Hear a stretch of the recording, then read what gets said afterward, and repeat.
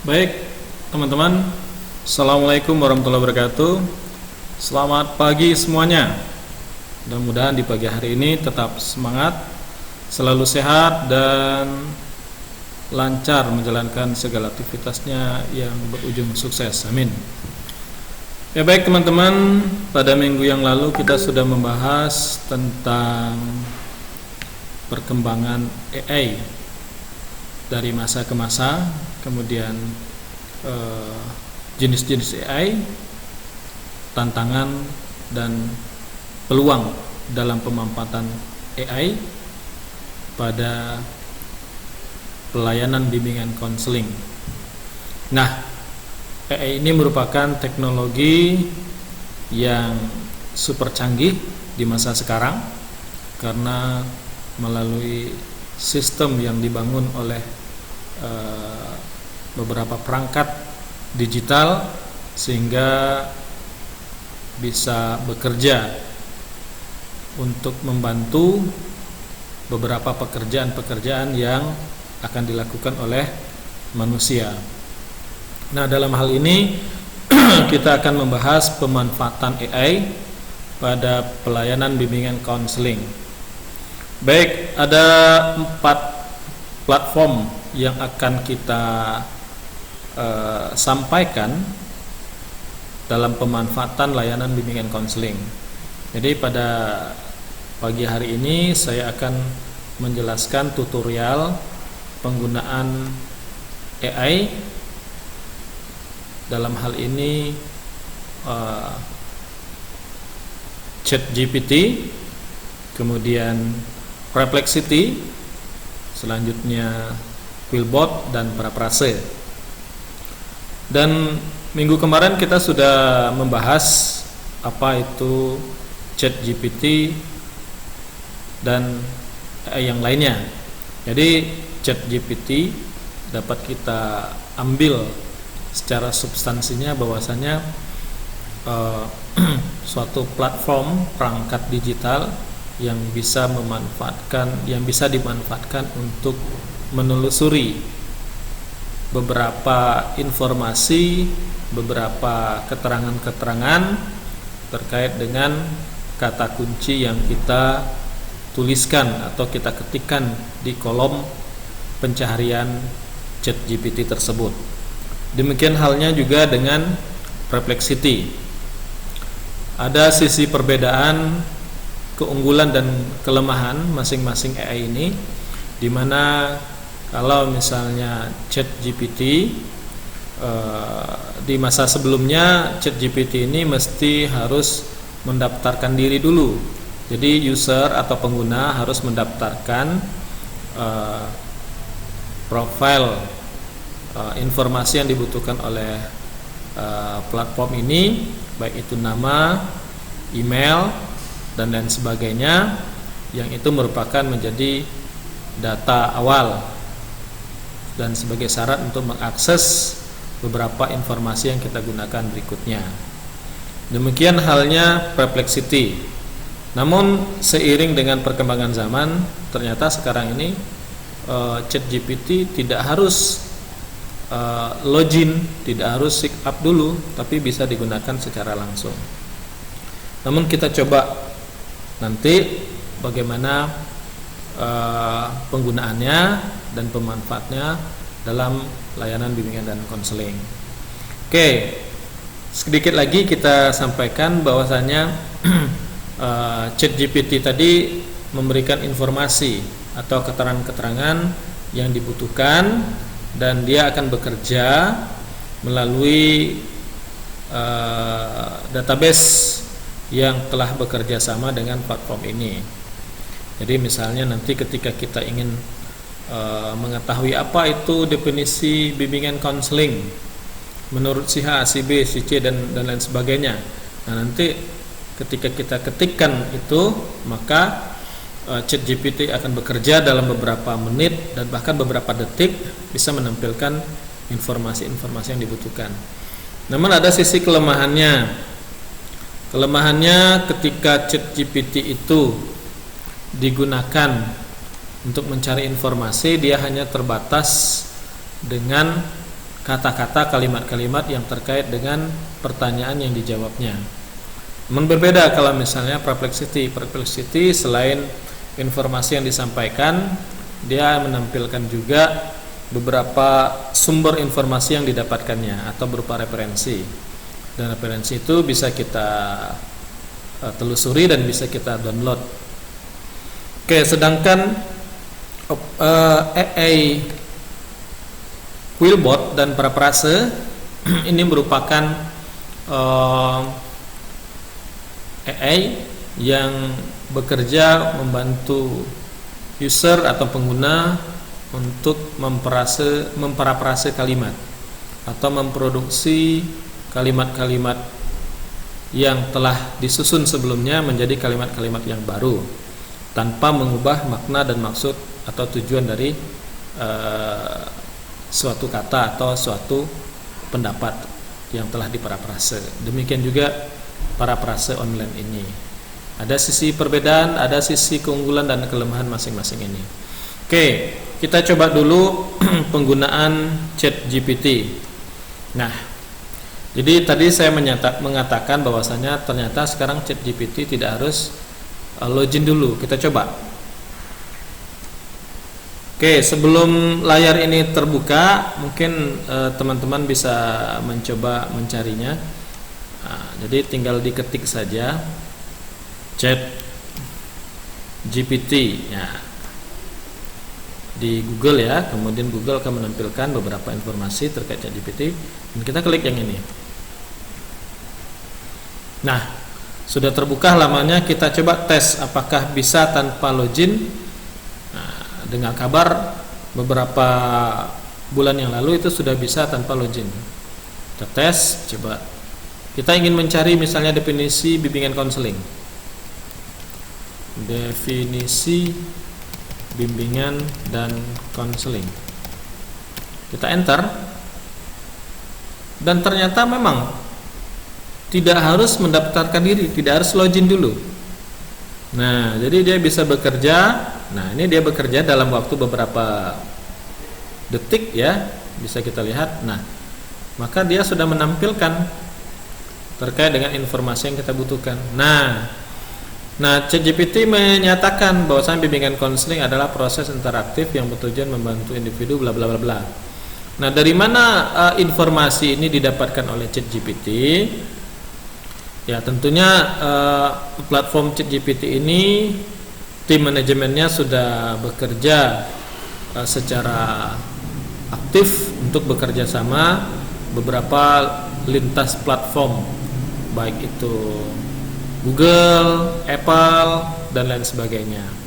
Jadi mereka mendapatkan informasi ini ya terkait dengan data-data yang dikumpulkan oleh beberapa platform tadi. Jadi ketika dia bekerja sama, misalnya ini diambil dari Google atau Wikipedia, maka nanti Wikipedia akan menyampaikan, nah ini hasil pencarian dari ChatGPT. Apakah ini dikatakan sama dengan Firefox atau Google Form? Tentu ini berbeda ya. Kalau Google Form dan Firefox ini cakupannya mungkin sudah cukup luas, namun perlu bekerja lebih panjang dibandingkan kalau misalnya kita gunakan ChatGPT. Nah, akses penggunaan platform mengakses ChatGPT ini kita aja sekarang ini menggunakan Firefox. Nah, jadi tanpa Firefox dan tanpa Google Form, ya ChatGPT juga tidak bisa kita akses gitu ya.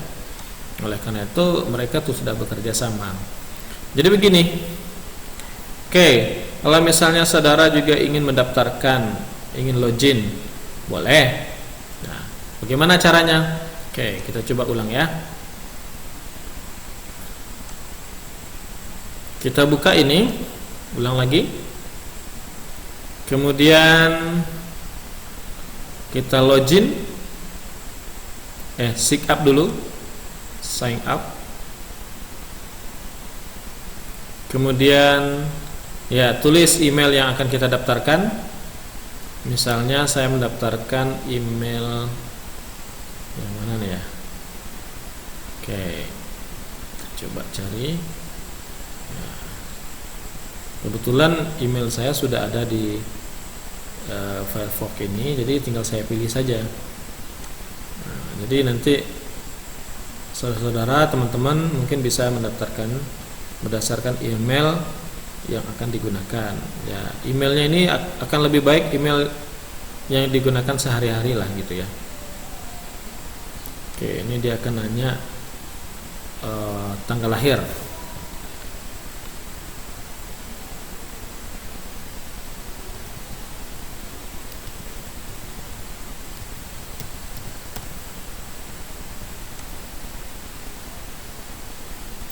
Oke, pilih begin. Kemudian, nah ini ada tambahan ini syaratnya. Jadi maksudnya gunakan petunjuk rotasi pada objek. Nah, jadi kalau misal jarinya menuju ke sini, hendaknya motornya menuju ke sana juga. Kita cari mana gambarnya yang sama. Nah, ini dia. Kita klik. Oke, sudah. Kemudian dimintanya lagi. Ini tujuannya untuk menghindari apakah mengakses platform ini manusia atau robot. Kalau misalnya manusia tentu dia berpikir, kalau robot tentu tidak berpikir. Nah, oleh karena itu ya perlu persyaratan untuk mengakses informasi ini. Nah, karena saya sudah mendaftar sebelumnya, maka dia langsung otomatis di sini ada nama saya. Nah, maka bisa kita gunakan. Namun bagi teman-teman yang belum daftar sebelumnya, nanti dia akan meminta konfirmasi ke email biasanya. Ke email. Kita lihat ya email yang pernah kita gunakan. Sorry.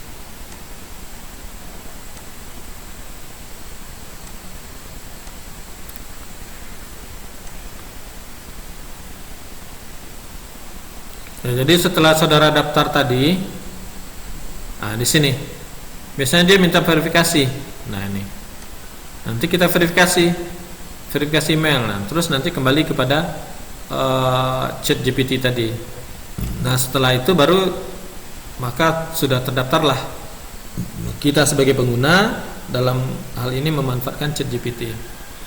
Nah, ada beberapa hal kelebihan dan kekurangan ketika kita mendaftarkan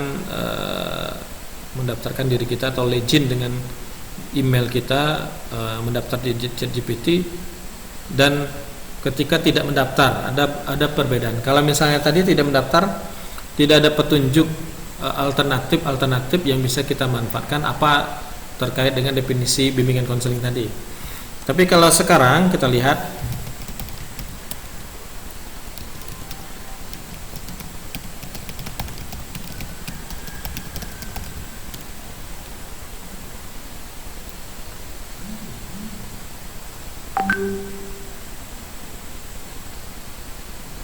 nah, di sini ada tempat merespon. Kalau misalnya bagus pernyataan ini, maka perlu kita berikan ini bad respon ya. Oh, ternyata tidak. Ini juga bisa regenerasi, bisa mengulang. Nah, coba kita lihat. Klik ini, nah dia bisa mengulang. Yang kedua, definisi yang kedua. Nah, kalau bagus kita bikin better. Kalau tidak bagus kita bikin bad. Nah, ini kita bisa klik juga definisi yang pertama tadi. Nah, kalau misalnya masih kurang bagus menurut kita, kita minta lagi regenerates, ulang lagi. Nah, dia akan memberikan informasi lagi sampai sesuai dengan pemahaman yang kita inginkan gitu. Oke, nah ini. Jadi ada 3. Bimbingan konseling ada proses interaksi antara orang konselor, ahli, bla bla bla bla. Nah, kemudian di sini lagi ada lagi bla bla bla bla bla. Kemudian di sini ada lagi 3. Nah, di sini ada penjabarannya. Jadi dengan satu kata kunci kita tulis definisi bimbingan konseling, maka dia akan menampilkan beberapa informasi yang dibutuhkan terkait dengan definisi. Nah, dari mana informasi ini mereka dapatkan? Ya karena mereka sudah bekerja sama dengan tim-tim platform digital lainnya seperti Firefox, Google Chrome, Apple dan lain sebagainya, maka mereka mendapatkan data-data keterangan itu dan bisa mengakses. Nah, kemudian bisa memberikan informasi kepada kita. Oke. Nah, jadi ini contohnya ya. Nah, perlu saudara ketahui, ini kalimat-kalimat yang menjelaskan tentang bimbingan dan konseling ini ya, baik itu informasi yang kita dapatkan dari yang pertama, yang kedua, yang ketiga. Nah, ini sudah pasti ada referensinya ya. Namun ChatGPT dalam hal ini tidak menampilkan referensi tersebut.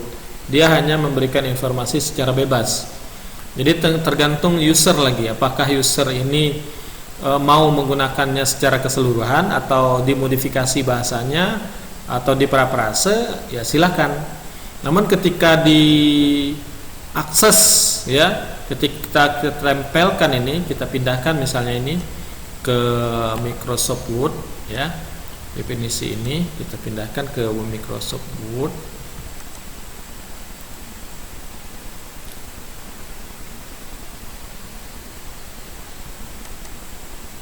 Nah, kita pindahkan definisi ini ke Microsoft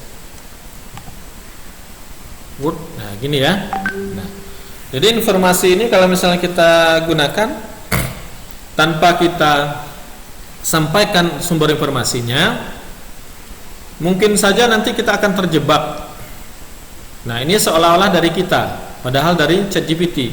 Seolah-olah ChatGPT originalnya, padahal bukan juga dari ChatGPT, mungkin dari informasi-informasi penulis-penulis yang lainnya. Nah, ketika diuji Turnitin filenya ini akan terdetek bahwasanya sumber informasi yang didapatkan ini 100% dari ChatGPT. Nah, atau nanti ChatGPT juga menyampaikan beberapa informasi-informasi yang didapatkannya. Nah, jadi oleh karena itu informasi ini ya yang telah kita dapatkan tidak serta-merta kita ngambil 100%, tapi ada baiknya kita olah lagi bahasanya, kita olah lagi kalimatnya, sehingga ya itu yang kita katakan parafrase gitu. Oke, ini contoh penggunaan ChatGPT. Kita coba penggunaan Perplexity. Oke, sebelumnya. Jadi ini kalau misalnya kita close ya, dia tidak serta merta hilang begitu saja, tapi bisa memanggil informasi itu kembali. Kita coba ChatGPT. Nah, tadi kan kita sudah close ya. Nah, kita buka ulang lagi. Nah, informasi yang tadi masih tetap ada. Nah, jadi nggak hilang dia gitu. Jadi saya sarankan kalau misalnya saudara sudah mengakses informasi ini, kemudian ingin informasi ini tetap ada filenya, ya tinggal saudara klik aja ini. Nah, nanti save. Nah, nanti ketika saudara buka dia langsung ada. Oke. Jadi ini penggunaan ChatGPT. Jadi tidak terlalu sulit ya, gampang saja. Tinggal tulis aja apa yang kita butuhkan di sini. Ya, bimbingan karir misalnya ya. Apakah dalam bentuk tulisan huruf besar atau huruf kecil sama saja. Karir. Nah, dalam waktu beberapa menit, beberapa detik ChatGPT sudah memberikan informasi terkait dengan definisi bimbingan karir. Nah, oke. Coba kita gunakan Perplexity. Oke, Perplexity. Oke. Jadi bagaimana cara bukanya, Pak? Oke, kita buka aja di sini Google Firefox ya. Perplexity. Nah, ini. Dah, temu, kita klik. Oke. Kita coba apakah Perplexity harus login atau tidak. Nah, ini kan tanpa login ini. Kita coba. definisi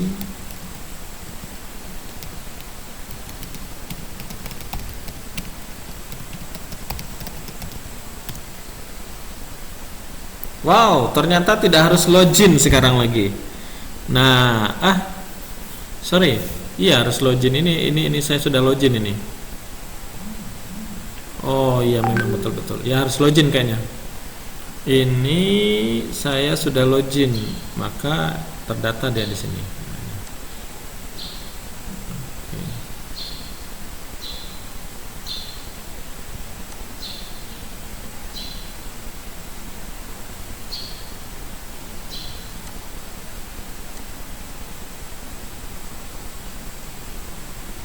Oke. Apa saja keunggulan Perplexity? Ya, yang pertama, ini hasil pencarian yang telah kita gunakan, dia akan tersimpan di sini, ada library. Berapa kali kita mencari? Nah, ini sudah beberapa kali saya gunakan. Jadi terkait dengan informasi yang saya cari itu sudah ada di sini. Kalau misalnya tidak kita hapus. Kalau kita hapus ya, maka dia akan hilang. Nah, ini yang sebelumnya. Nah, maka dia akan hilang. Nah, tuh. Hapus maka dia akan hilang.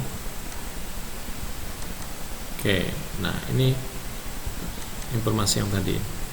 Kemudian ada discover dan pencarian, kolom pencarian. Nah ini ada beberapa platform ya yang ditawarkan untuk mencari lebih banyak terkait dengan informasi yang kita butuhkan. Nah ini home. Oke, kita coba ulang lagi.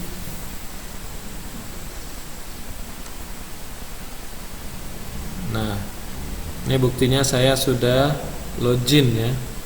Saya sudah login nih profile. Oke, kita langsung saja ulang ya. Sorry. Kita ulang lagi. Perplexity. Sudah ada. Kita klik. Kemudian tulis definisi bimbingan dan konseling. Oke. Nah, beberapa detik saja dia bisa memberikan informasi yang cukup komplit, lebih komplit dibandingkan ChatGPT tadi. Nah, kalau kita lihat uraiannya lebih panjang ya. Nah, nih. Jadi bimbingan konseling merupakan 2 praktek bla bla bla bla. Nah, di sini sudah ditampilkannya juga tujuan, kemudian sudah menceritakan juga manfaatnya, menceritakan juga tujuannya. Sampai, nah di sini juga kalau misalnya kita ingin butuhkan apa perbedaan antara bimbingan dan konseling, bisa kita klik. Nah, kembali dia memberikan informasi yang cukup luas. Nah, sisi perbedaannya tadi, jadi kalau misalnya ChatGPT tidak menampilkan sumber informasi yang didapatkannya, namun kalau Perplexity dia lebih ilmiah sepertinya ya. Nah, ini kita dapatkan nih ada beberapa referensi PDF ya, bentuk PDF. Kita klik ini, nah maka dapat kita telusuri informasi itu, dapat kita download bahkan. Nah, kemudian kita lihat, nah ini dia bimbingan konseling dan pendidikan bla bla bla bla bla. Nah, jadi informasinya referensinya sudah ditampilkan, sudah disediakan. Bahkan di masing-masing paragraf ini itu juga ditampilkan. Misalnya begini. Kita lihat, nah ini. Nih. Jadi kalimat ini ada 2 referensi yang digunakannya. Ada nomor 1 dan nomor 2. Nomor 1 ini apa? Misalnya kita klik. Oh, ternyata error. Berarti informasi yang didapatkan websitenya error. Kalau kata yang kedua, nah ini sumber informasinya. Ini bisa menjadikan referensi. Pakai ilmiah Pak, ilmiah karena datanya sudah cukup bagus ya. Namun memang tidak semua data yang ditampilkan menjadi referensi dari Perplexity ini secara utuh. Bisa saja kalau misalnya ini ya, ini apa nih, kita lihat nih. Nah, kalau webnya ini Nah, ini mungkin masih bisa kita pertanggungjawabkan ini. Ini masih bagus. Cuma kalau misalnya kita dapatkan referensinya dari Wikipedia, ya Wikipedia, misalnya dari mana nih?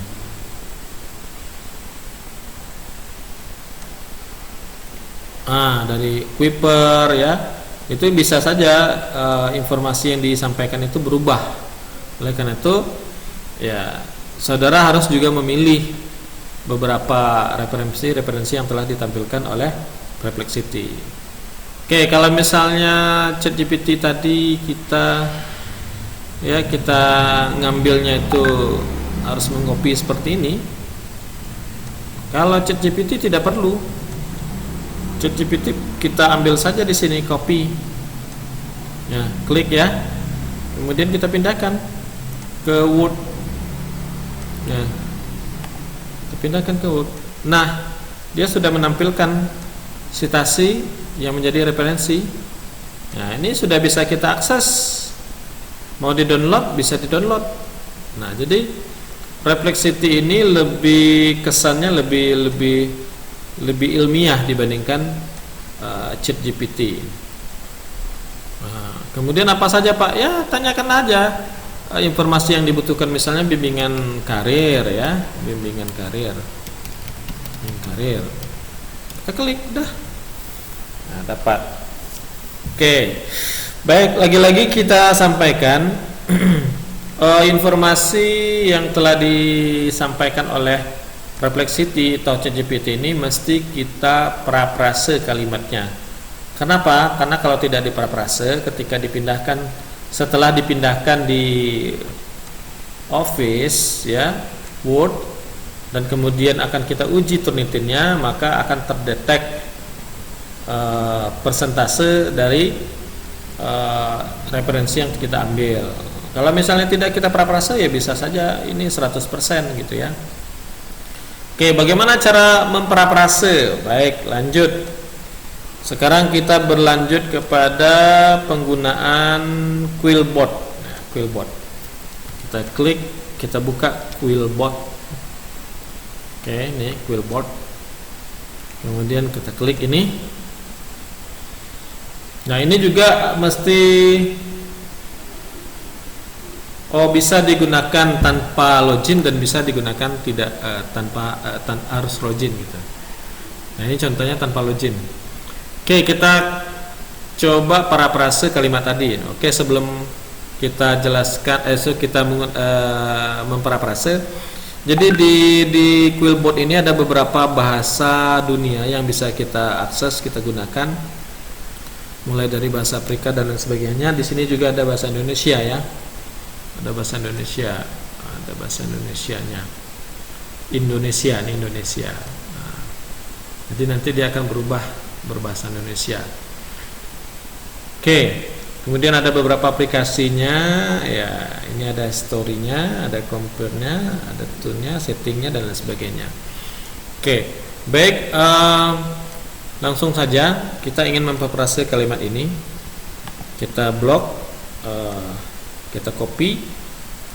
Ada baiknya saudara melakukan parafrase itu per paragraf boleh atau per kalimat lebih bagus. Nah, misalnya kita gunakan per kalimat saja.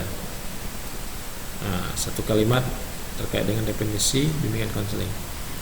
Kemudian kita masukkan ke sini ya, paste, tinggal klik parafrase, maka dia akan menampilkan. Nah, coba saudara perhatikan.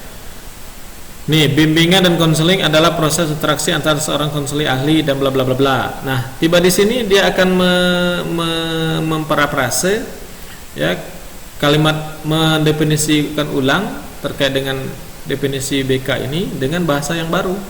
Bimbing konseling dan bimbingan. Nah, ini dibalikannya ya. Nah, ini tidak bisa kita gunakan kalau seperti ini.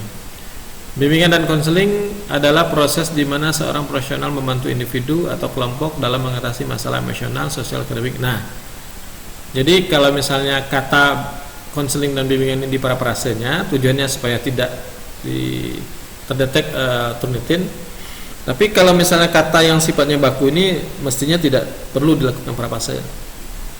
Kalimat-kalimat yang lain, nah baru kita melakukan praprase. Nah, contoh proses interaksi antar seseorang. Kalau di sini dia mengatakan proses di mana seseorang profesional membantu individu. Nah, konselor itu kan ahli. Nah, ini ya, ahli. Maka dinyatakannya seorang profesional. Nah, membantu individu dan kelompok dalam mengatasi masalah emosional, sosial, ekonomi, dan pribadi. Jadi susunan kalimatnya berbeda, kata-katanya juga berbeda dari yang sebelumnya, namun tidak mengubah makna dan isi dari definisi bimbingan konseling itu. Nah, itulah yang dinyatakan parafrase. Nah, ini bisa kita gunakan, ini bisa kita ambil, kita copy, kita pindahkan ke Microsoft Word. Nah, pindahkan ke sini misalnya di bawah ini ya.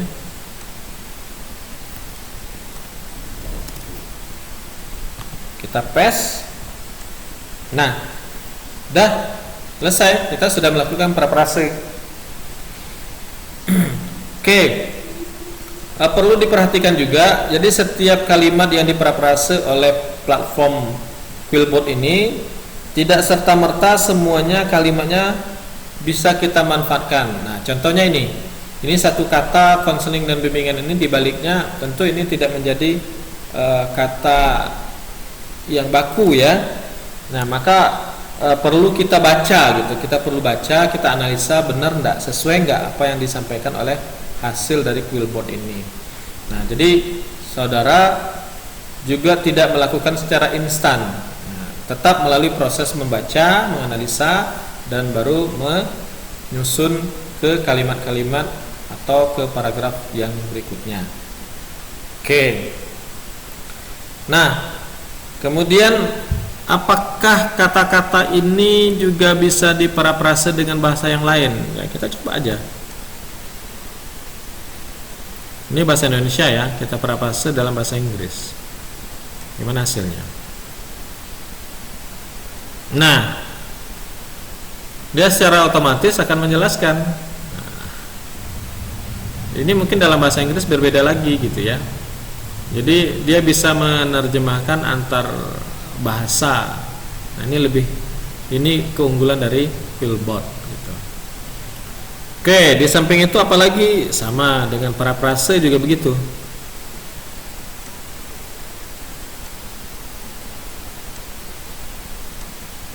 Quillbot kita gunakan parafrase lagi ya. Aplikasinya parafrase gini. Nah, ini. Kalau Quillbot ini, kalau parafrase ini. Nah, ini juga bisa kita gunakan berbagai bahasa. Di sini juga ada bahasa Indonesia. Dan ini tidak harus juga login. Kalau mau login lebih bagus, kalau tidak login tidak masalah. Oke, di sini ada, nah ini ada kelebihannya parafrase. Kalau misalnya Quillbot ini ya tidak ada merekomendasikan kalimat yang bagus, yang sedang, yang lebih hebat ya. Tapi kalau misalnya di parafrase ini dia menunjukkan ini kalimat yang frekuensi, ini kalimat yang standar, ini kreatif, lebih cerdas. Yang kreatif ini berbayar ini. Nah, GoPro.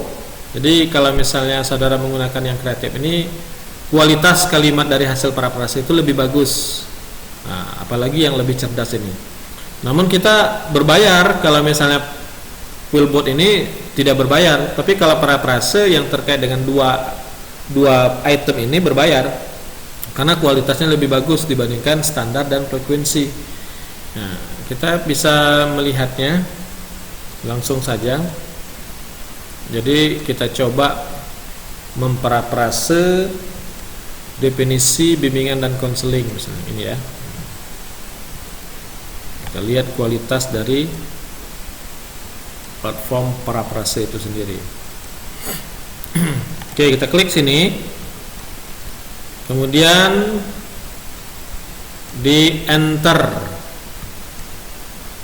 Nah, di parafrase agak sedikit banyak persyaratannya, maka perlu kita klik yang ini. apakah menunjukkan kita robot atau tidak gitu ya.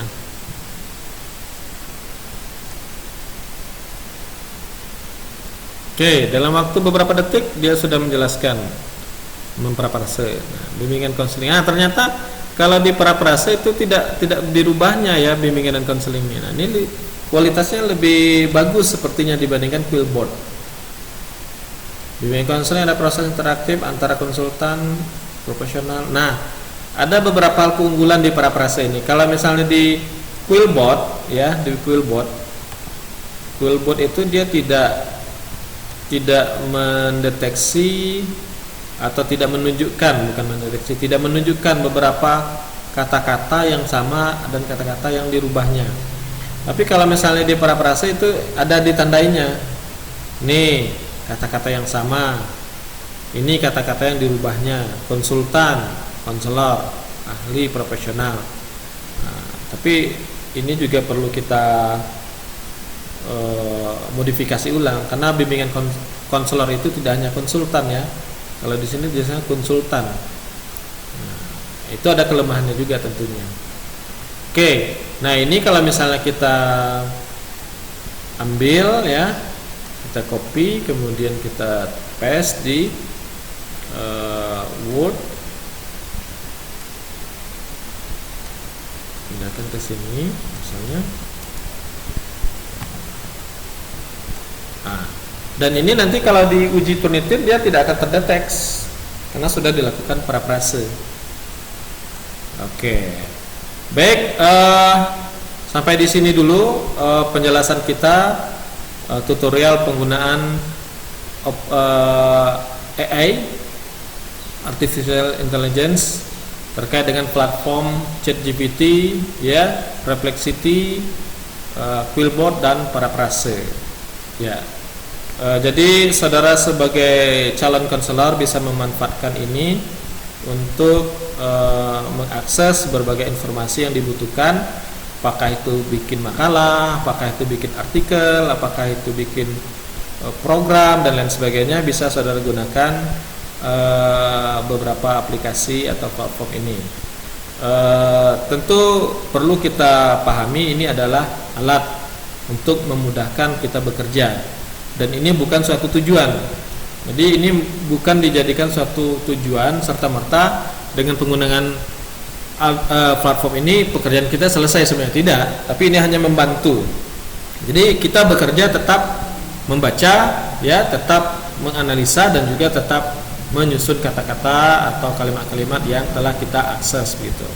Jadi itu kata kuncinya. Jadi tidak bekerja secara instan juga, tapi dapat memudahkan, membantu para konselor bekerja, meminimalisir waktu dan meminimalisir tenaga gitu. Oke, baik, demikian yang dapat kita sampaikan pada hari ini. Mudah-mudahan bermanfaat dan mudah-mudahan bisa digunakan. Kita akhiri pertemuan kita.